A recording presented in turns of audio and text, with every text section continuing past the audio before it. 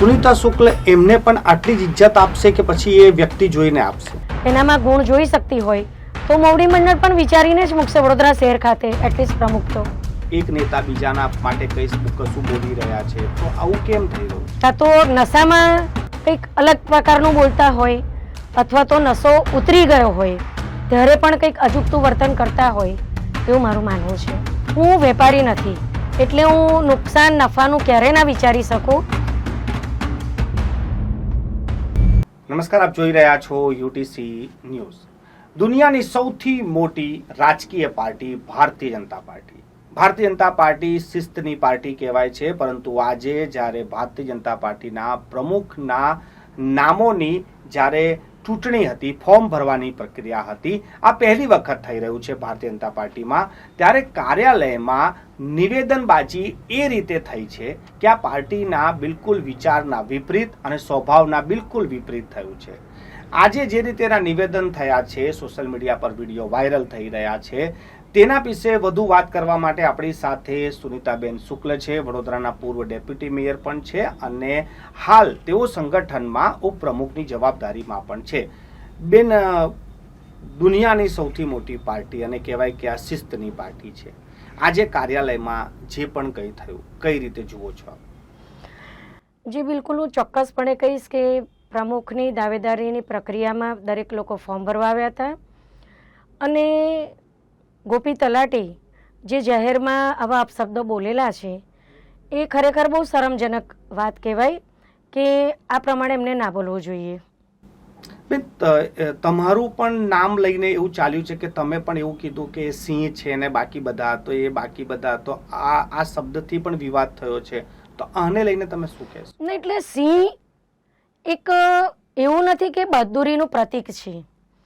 સિંહ એક એવું મારું કહેવાનું હતું કે પ્રમુખ તરીકે જ્યારે ડૉક્ટર વિજયભાઈ શાહ આવ્યા, એમના 4 વર્ષ દરમિયાનના કાર્યકાળમાં એમને ખૂબ જ સારી રીતે દરેક ચૂંટણીમાં કામગીરી કરી છે. કોરોના કાળ હતો ત્યારે પણ એમને દરેક લોકોના ઘરે ઘરે ટિફિન પહોંચાડવાનું કામ કર્યું છે. પૂરની પરિસ્થિતિમાં પણ એમને બધું કામ કરી જ દીધેલું છે. એટલે એવા હું એમની સાથે એમને સરખામણી કરતી હતી. એવું નહીં કે સિંહ એક લડાયક વ્યક્તિ છે એટલે એક લડાયક વ્યક્તિ સાથે સરખામણી કરી છે એવું નથી, પણ એક તાકાતવાર વ્યક્તિની મેં એક રૂપરેખા આ શબ્દ સાથે સરખામણી કરી હતી. બેન, આપ સત્તા પક્ષમાં બી રહ્યા છો અને સંગઠનમાં બી. આપ ડેપ્યુટી મેયર, કાઉન્સિલર પણ રહ્યા અને હવે તમે સંગઠનમાં પણ રહ્યા. જી, વારે વાર આ શબ્દ સાંભળવા મળે છે કે સંગઠન સર્વોપરી. આ શું ખેંચતાણ ચાલી રહી છે સત્તા અને સંગઠનની વચ્ચે? હા, હું ચોક્કસપણે કહીશ કે જો કોઈ પણ વ્યક્તિને ચૂંટણી લડવી હોય, શા માટે અત્યારે ભારતીય જનતા પાર્ટી કે કોંગ્રેસ અને બીજે કોઈ પણ પક્ષના વ્યક્તિ ભારતીય જનતા પાર્ટી સિવાય કેમ કોઈ જીતી નથી શકતું? કારણ કે ભારતીય જનતા પાર્ટી સાથે સંગઠિત વ્યક્તિઓ છે, સંગઠન મજબૂત છે, એટલા કાર્યકર્તાઓ છે. એટલે કાર્યકર્તાઓનું સિંચન 4 વર્ષમાં ડૉક્ટર વિજયભાઈ શાહ સાહેબે આવતાની સાથે જ કોર્પોરેશનની ચૂંટણીમાં પણ એમણે જે જાહેર કર્યું એ કરી બતાવ્યું. વિધાનસભાની ચૂંટણીમાં પણ એમણે કહ્યું કે હું મારા દરેક ઉમેદવારને 75,000 મતથી જીતાડીશ, તો પણ એમણે સંગઠનની તાકાત પર કહ્યું, એમની વ્યક્તિગત તાકાત પર નથી કહ્યું. એમણે લોકસભાની ચૂંટણીમાં પણ કહ્યું હતું કે અમે 6 લાખ મતથી જીતાડીશું અને 5,86,000 મતથી એમને જીતાડ્યું છે. એટલે એક સંગઠન સર્વોપરી એટલા માટે છે કે સંગઠન ચૂંટાયેલા વ્યક્તિઓને જીતાડે છે. ચૂંટાયેલા વ્યક્તિઓની પાછળ જો સંગઠન ના હોય તો કોઈની તાકાત નથી કે કોઈની ઓકાત પણ નથી કે પોતાના નામ પર, વ્યક્તિગત નામ પર એ જીતી શકે. પણ બેન, જે રીતે કહેવાય કે મુખ્ય પ્રધાન પણ આવીને બરોડામાં એવું કહી જાય કે આપણે વિકાસમાં પાછળ છે, અને જ્યારે વડોદરા શહેરમાં લોકો વિકાસ માંગતા હોય, લોકોને સુવિધા માંગતા હોય, તેવા સમયે જે રીતેની ખેંચતાણ રોજે રોજ પેપરોમાં આવી રહ્યું છે, ટીવી પર આવી રહ્યું છે કે અંદર જ નેતાઓ એકબીજાને પાડવા અને ખેંચવા પર લાગ્યા છે, ત્યારે એક આટલા જૂના નેતા તરીકે તમે આ પાર્ટીને ઘણા વર્ષો આપ્યા છે, શું ચાલે મનમાં જ્યારે આવું બધું ચાલતું હોય ત્યારે? એટલે હું ચોક્કસપણે કહીશ કે જૂથબંધી કોઈ એક વ્યક્તિને પાડવા માટે જ કરાઈ રહી છે, તો આ જ જૂથબંધી વડોદરાના વિકાસ માટે જો કરી હોય એવું હું તો એકલી જ છું. હું ભારતીય જનતા પાર્ટી, મારી સાથે કોણ છે? તો મારી સાથે ભારતીય જનતા પાર્ટીનું કમળ છે. કારણ કે હું આઈ એમ સેલ્ફ ઓરિએન્ટેડ પોલિટિશિયન. હું કોઈના કહેવાથી આવી નથી પાર્ટીમાં, અને મેં પણ સંગઠનનું કામ ખૂબ જ કરેલું છે, ચૂંટાયેલા પ્રતિનિધિ તરીકે પણ કરેલું છે. એટલે મારું એવું માનવું છે કે જે લોકો પણ આ વિરોધ વંટોળમાં પોતે પણ અટવાયા છે અને શહેરને અટવાઈ રહ્યા છે, શહેરના વિકાસને રૂંધાઈ રહ્યા છે, તો એ લોકોને પણ જો શહેરના વિકાસ માટે એકત્રિત થાય તો ઘણું સારું છે. બેન, શું લાગે છે કોણ હોઈ શકે છે? તમે નામ ભલે ના લો, પણ આ કોણ છે જે આટલી સારી પાર્ટી જ્યારે ચાલી રહી હોય, તમે નડિયાથી તળિયા સુધી તમારું શાસન હોય અને એવામાં આવો વિખવાદ પેદા થાય ને એક નેતા બીજાના માટે કશું બોલી રહ્યા છે, તો આવું કેમ થઈ રહ્યું છે? આવું ઘણીવાર કેવું થાય કે પોતાના હાથમાંથી સત્તા જતી રહેતી હોય એવી દેખાય, અથવા તો પહેલેથી સત્તાના નશામાં જે વ્યક્તિઓને રહેવાથી ટેવાયેલા હોય અને ધીરે ધીરે નશો ઉતરી રહ્યો હોય, કાં તો નશામાં કંઈક અલગ પ્રકારનું બોલતા હોય, અથવા તો નશો ઉતરી ગયો હોય ત્યારે પણ કંઈક અજુગતું વર્તન કરતા હોય, એવું મારું માનવું છે. પણ બેન, લોકો એવું કહી રહ્યા છે આજે કે સુનીતા શુક્લ હોય કે પછી ગોપીભાઈ એટલે હર્ષિતભાઈ તલાટી હોય, આ બંને જ કોઈના મોહરા છે. આ લોકોને કોઈ બોલાવડાઈ રહ્યું છે. મેં આપને પહેલાં જ કહ્યું કે હું સેલ્ફ ઓરિએન્ટેડ પોલિટિશિયન છું. હું એક સામાન્ય ઘરમાંથી આવું છું. મને કોઈ પણ પ્રકારનો રાજકીય લોભ કે મોહ નથી. હું મારા વડોદરા શહેરનો જ વિચાર કરીને રહું છું. હું ભણેલી ગણેલી પણ વ્યક્તિ છું. હું માસ્ટર્સ કરેલી છું. સરકારી 4 ખાતાઓમાં સેમી ગવર્મેન્ટ જોબ બી કરેલી છે. એટલે હું કોઈનો હાથો બનું એ કદાચ કોઈની ખોટી એવી વિચારસરણી હોઈ શકે. દરેકને સ્વતંત્ર વિચારસરણીનો લોકશાહીના દેશમાં એક અધિકાર હોય છે.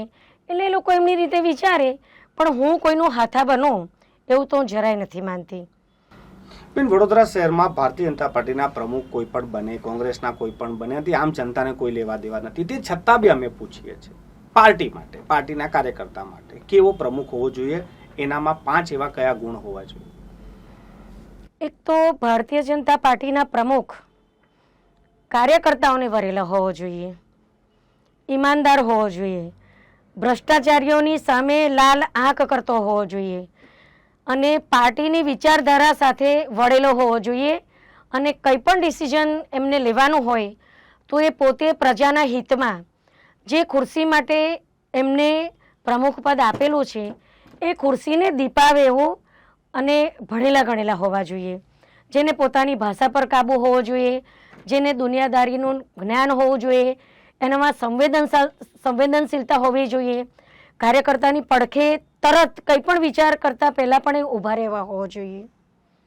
બેન, તમે જે આ બધું બોલી રહ્યા છો અત્યારે ડોક્ટર વિજય શાહના સમર્થનમાં તમે બોલો છો, તો તમે પાર્ટીના પ્રમુખના સમર્થનમાં છો કે ડોક્ટર વિજય શાહના સમર્થન? હું ચોક્કસપણે કહીશ અને સત્ય જ કહીશ કે હું બિલકુલ પાર્ટીના સમર્થનમાં બોલું છું.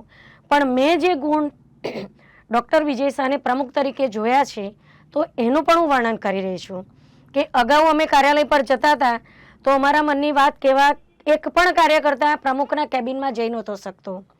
કાર્યકર્તાને પૂછવામાં પણ નહોતું આવતું કે તમને શું તકલીફ છે, બસ એમને કામગીરી સોંપી દેવામાં આવતી હતી. જ્યારે હાલના પ્રમુખ કામ કરવાની કાર્ય પદ્ધતિ પણ સમજાવે છે કે તમે આ પ્રમાણે કાર્ય કરશો તો તમને સફળતા મળશે.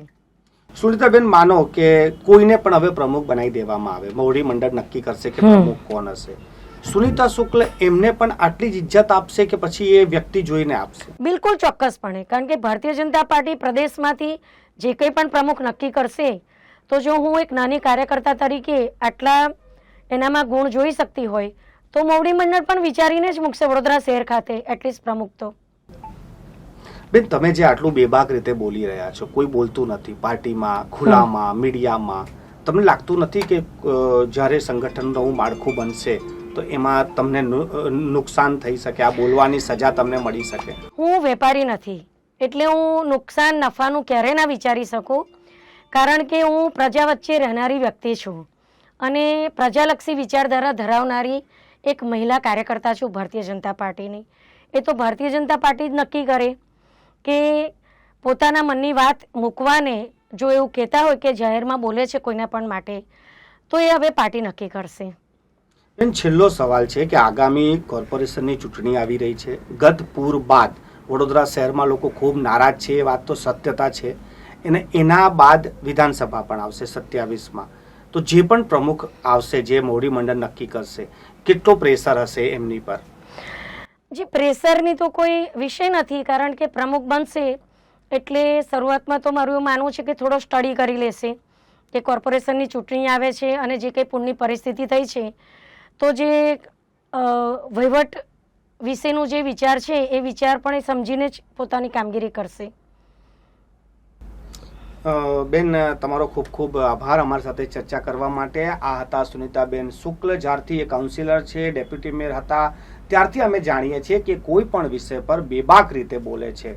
લોકો એવું પણ કહે છે કે જ્યારે બોલે છે ત્યારે એમનામાં સચ્ચાઈ હોય છે તો જે બોલી શકે છે ને તેમને કોઈ ગુમાવવાનો ડર નથી હોતો, તેથી જ એવો બોલે છે. પરંતુ હાલ સુનિતા શુક્લે સ્પષ્ટ કરી દીધું છે કે તેઓ પાર્ટીના જે પ્રમુખ છે તેમની સાથે છે. પ્રમુખ કોઈ પણ બનશે તેમને પણ તેઓ એવી જ રીતે રિસ્પેક્ટ આપશે, કેમ કે તેઓ પાર્ટીના સમર્થક છે, કોઈ વ્યક્તિના નહીં. પરંતુ તેઓ આગામી પ્રમુખ કેવા હોવા જોઈએ તેવા ગુણ પણ બતાવી રહ્યા છે ને આ ગુણ જો હશે તો તે ભારતીય જનતા પાર્ટીના તમામ કાર્યકર્તાઓને આ યોગ્ય જ લાગશે એવું પણ તેઓ કહી રહ્યા છે. આજે જે પણ કંઈ પાર્ટી કાર્યાલયમાં થયું છે, જે નિવેદનબાજી થયા છે, આ ના થવું જોઈએ. આ શિસ્તની પાર્ટી છે એવું પણ તેઓ માને છે.